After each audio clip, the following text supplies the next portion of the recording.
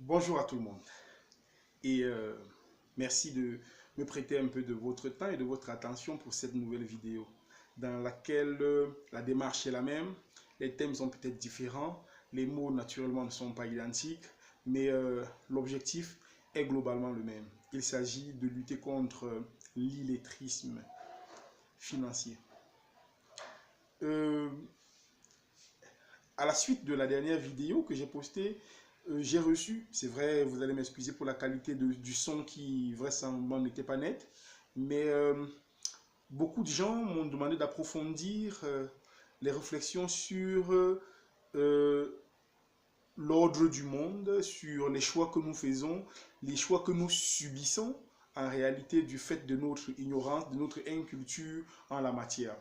Et pour ne pas revenir exactement de la même façon sur la dernière vidéo, j'ai envie de vous poser une question. Il y a 2 milliards de personnes qui sont connectées à Facebook. Il y a environ 1,8 milliard sur WhatsApp et un peu plus de 5 millions par autre, 500 millions par autre réseau social. Il y a une constante, c'est que nous téléchargeons ces applications gratuitement. Il y a une constante, c'est que nous ne payons rien pour nous en servir en dehors de la connexion Internet que nous devons à nos opérateurs de téléphonie mobile ou de distribution d'Internet. Mais il faut observer que les promoteurs de l'ensemble de ces médias sociaux sont milliardaires en dollars. Étrange, n'est-ce pas? Nous téléchargeons gratuitement, nous nous en servons sans leur payer quelques dividendes que ce soit, mais ces personnes sont milliardaires. La question c'est comment? Comment font-elles pour être milliardaires en dollars alors que 2 milliards d'utilisateurs ne leur payent grosso modo rien? La réponse elle est simple. C'est les individus qui donnent de la valeur à sa plateforme. Et donc, comme du bétail, il a rassemblé 2 milliards de personnes autour de Facebook ou de WhatsApp.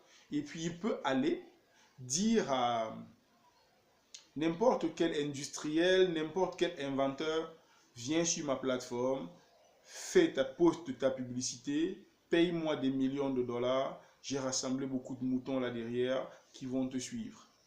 La société est structurée, organisée pour que nous nous concentrions sur ce qui n'est pas nécessaire. En fait, on a essentialisé l'inessentiel.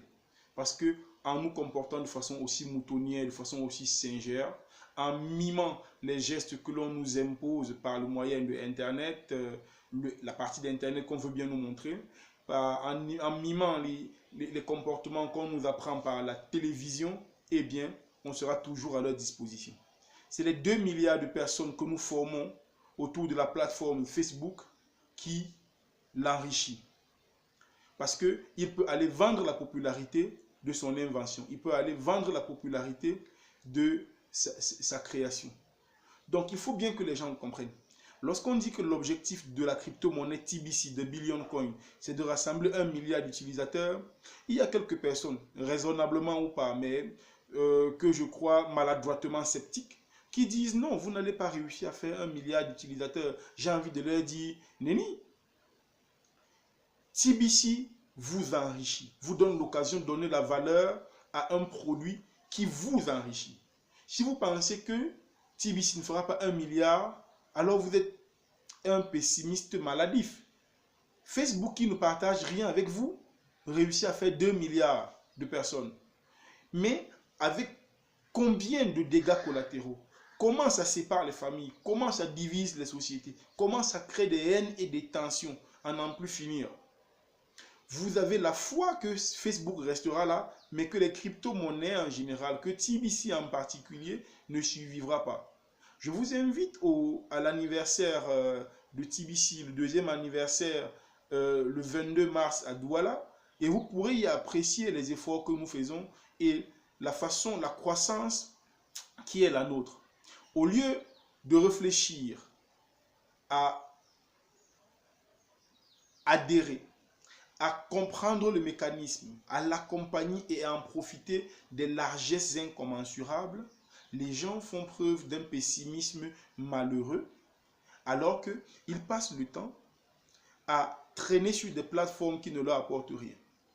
Lorsque un classico se joue, Real Madrid-Barcelone, On vous dit qu'il y a 1300 journalistes accrédités et tous représentant chacun une chaîne de télévision.